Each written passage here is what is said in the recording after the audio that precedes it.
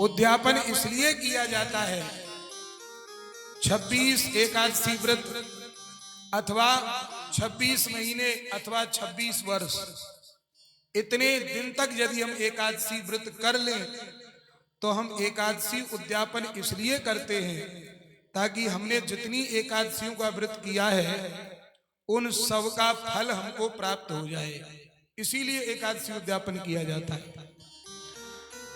और बहुत से लोग क्या करते हैं, एकादशी का उद्यापन किया और तुरंत वो व्रत को छोड़ देते हैं।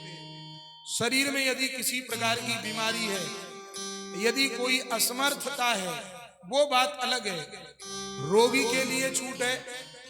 और 5 वर्ष से नीचे का जो बालक है, अब आप इसे अब युग के हिसाब से, कलयुग के हिसाब से 10 वर्ष मान लो, 10 वर्ष का नीचे का बालक और बहुत ज्यादा रोगी और 80 वर्ष से ऊपर का वृद्ध, इन 3 लोगों के लिए छूट है। ये एकादशी वाले दिन अन्न खा सकते हैं, लेकिन हमारी उम्र 10 वर्ष से ऊपर है और किसी प्रकार का रोग नहीं है, तो वहां महाराज फिर एकादशी व्रत का हमें अवश्य में पालन करना चाहिए।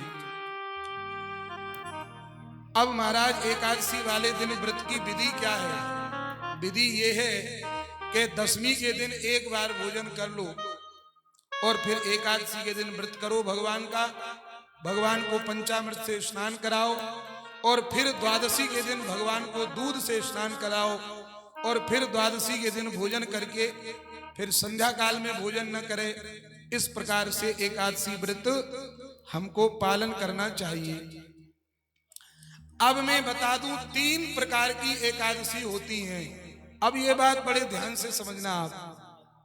अब बहुत बार लोगों के मन में ऐसा भाव आता है कि महाराज हमें तो पंचांग की बात ही समझ में नहीं आती है, कोई आज एकादशी कर रहा है, कोई कल एकादशी करेगा, ये क्या चक्कर है? तो भैया एकादशी होती हैं 3 तरह की।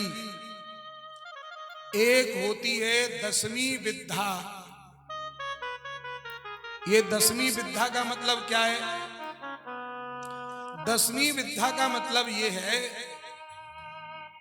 कि यदि सूर्य उदय और अरुणोदय 2 प्रकार के समय होते हैं। सूर्य उदय तो होता है कि जिस तिथि में सूर्य उदय हो जाए, जैसे आज की मैं बात करूं तो 5:49 पर सूर्य उदय हुआ, तो 5:49 तक यदि 10वीं तिथि रही और 5:50 पर यदि एकादशी लग गई तो समझ लेना ये एकादशी 10वीं विद्या हो गई। ऐसा यदि एकादशी व्रत हमने भूल से भी कर लिया तो यह व्रत 1 वर्ष तक किए हुए व्रतों के फल को नष्ट कर देता है। नारद पुराण में एक कथा आती है कि एक राजा जिनका नाम था रुक्मांगद, और रुक्मांगद का बेटा था धर्मांगद।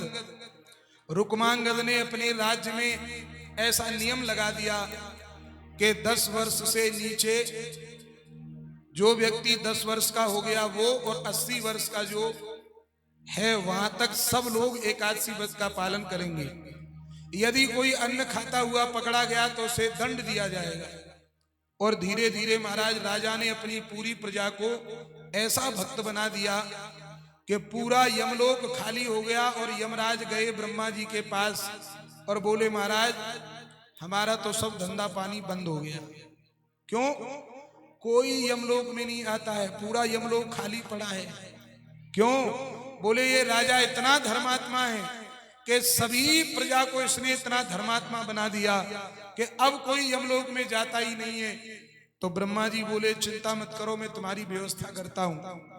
ब्रह्मा जी ने कमल का फूल लेकर के आकाश में फेंका, और महाराज वो फूल जब आकाश में फेंका तो इसमें से एक मोहिनी नाम की कन्या प्रकट हो गई, और वह कन्या राजा रुक्मांगद के बगीचे में जाकर खेलने लग गई। राजा की दृष्टि इस युवती के ऊपर पड़ी तो राजा इसके ऊपर मोहित हो गए। और इसके संग विवाह कर लिया। विवाह करने के बाद में अब एकादशी तो 15 दिन में एक बार आती है। जैसे ही एकादशी तिथि आई तो राजा ने जब एकादशी व्रत का पूजन किया, भगवान का व्रत का पालन किया, तो ये मोहिनी नाम की कन्या बोली कि देखो अब तो आपने आज व्रत कर लिया है, पर अब आज के बाद में ये एकादशी का ये चक्कर आप मेरे साथ नहीं करोगे। एकादशी व्रत करोगे तो ये ढोंग पाखंड मुझे अच्छा नहीं लगता है, तुम्हें ये व्रत का परित्याग करना पड़ेगा।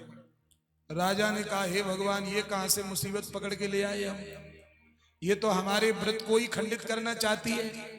राजा ने जैसे जैसे एक व्रत पूरा किया, दूसरे व्रत में और बड़ा कलेश खड़ा कर दिया, तीसरे में और बड़ा कलेश खड़ा कर दिया। राजा बड़े दुखी हो गए। एक दिन राजा हाथ जोड़ करके बोले, हे देवी, अब तू ये बता कि इस ग्रह कलेश को कैसे खत्म करेगी। अब वो मोहिनी क्या बोली कि महाराज, आप दो काम में से एक काम कर लो तो मैं ये कलेश खत्म कर दूंगी। क्या? या तो आप एकादशी के दिन अन्न का भक्षण कर लो, और या अपने इस एक पुत्र का शीश काटकर मुझे दे दो। बस दो काम में से कोई एक काम कर लो तो मैं ये सब झगड़ा बंद कर दूंगी। अब तो राजा महाराज बड़े धर्म संकट में पड़ गए।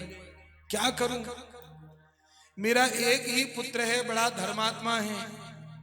पुत्र को जब पता चला तो पुत्र ने कहा, पिताजी आप अपने धर्म का पालन कीजिए, ये शरीर तो नाशवान है, आज है कल नहीं रहेगा, पर आप अपने धर्म से आप विचलित ना हो। तब जब पुत्र ने ऐसा कहा तो पुत्र गर्दन झुकाकर, सिर झुकाकर पिताजी के सामने आके खड़ा हो गया। आप खड़ग लेकर मेरी गर्दन काट दीजिए। और जैसे ही राजा रुक्मांगद ने हाथ में तलवार लेकर के अपने पुत्र के ऊपर चलाई, तुरंत भगवान प्रकट हो गए और राजा को अपने हृदय से लगा लिया। बोलिए भक्तवत्सल भगवान की। और कहा, हे राजन, मैं तुम्हारी भक्ति से प्रसन्न हो गया, और ये जो तुम्हारी पत्नी बनकर आई है, अब इस दुष्टा को कहीं जगह नहीं मिलेगी। और भगवान ने उसे डांट करके भगा दिया। तो कहते हैं ये मोहिनी नाम की कन्या तीनों लोकों में भागती रही, पर किसी ने इसे अपने पास रहने के लिए जगह नहीं दी। जब सब जगह से यह कन्या हार थक गई, तब यह कन्या सीधी यमलोक में पहुंची। और यमलोक में पड़े हुए जीव बोले यमराज से, महाराज जल्दी इसको बाहर निकालो, नहीं तो हम सब जल करके भस्म हो जाएंगे। तो यमराज ने भी इस मोहिनी नाम की कन्या को बाहर निकाल दिया। अब ये कन्या दौड़ी दौड़ी ब्रह्मा जी के पास में गई और बोले, हे ब्रह्मा जी, क्या मेरा कोई ठिकाना है? कहां रहूं मैं? कोई मुझे स्वीकार नहीं कर रहा है। ब्रह्मा जी इस कन्या को लेकर ऋषियों के पास में गए और बोले, बताओ भाई ऋषियों, इसका क्या समाधान है? तो ऋषि बोले, देवी, तुमने एकादशी का विरोध किया है, इसीलिए तीनों लोकों में कोई तुम्हें जगह नहीं देगा। अब तो तुम केवल एक काम करो। कहा कि जो 10वीं विद्या एकादशी है, आप उसी में जाकर के वास कीजिए, और जो व्यक्ति 10वीं विद्या एकादशी व्रत का पालन करेगा, उसका संपूर्ण फल तुमको प्राप्त हो जाएगा। अब 10वीं विद्या एकादशी क्या होती है ये समझ लो। दो तरह से 10वीं विद्या एकादशी माननी चाहिए।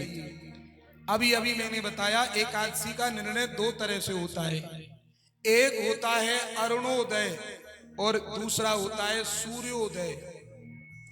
सूर्योदय तो आप समझते ही हो, सूर्य जितने बजे 5:49 पर सूर्य उदय हो रहा है, इसी को हम कहते हैं उदया। अरुणोदय क्या होता है?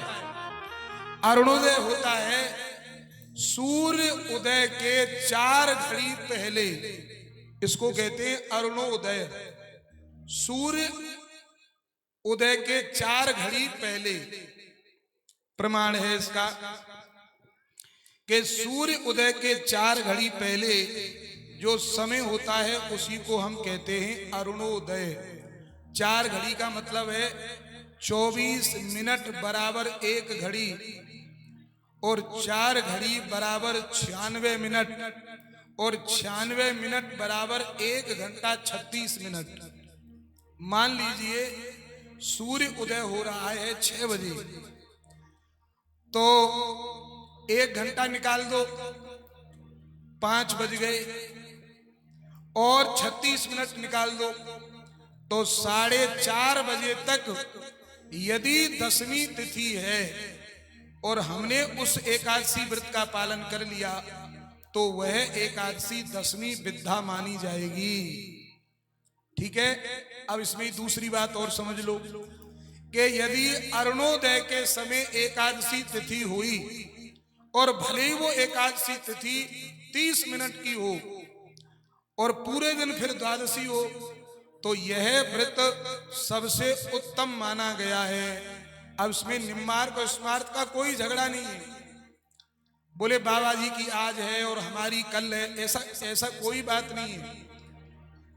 अब देखिए, अब की जो समस्या है वो क्या है कि आज जो एकादशी तिथि है सूर्य उदय के समय तो है, लेकिन आज जो एकादशी है वो कल 4:47 तक शायद रहेगी।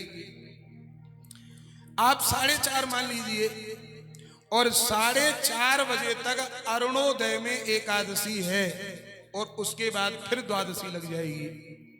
और अरुणोदय में यदि एकादशी मिल जाए और अगले दिन भले ही पूरे दिन द्वादशी तिथि हो, तो ऐसा व्रत हमारे यहाँ सर्वोत्तम माना गया है। सूर्योदय तो लोग समझते हैं, लेकिन अरुणोदय लोग कम समझते हैं। एक तो ये प्रमाण है। दूसरा प्रमाण है सदाचार महोदधि का अष्टम्याम च नवम्याम च दशम्याम च तथैव च शुद्धाम एकादशीं त्यक्त्वा द्वादश्याम व्रतमाचरेत्। अष्टमी तिथि, नवमी तिथि और 10वीं तिथि, यदि इन तीनों तिथियों में से एक तिथि कोई क्षय हो जाए तो क्या करना चाहिए?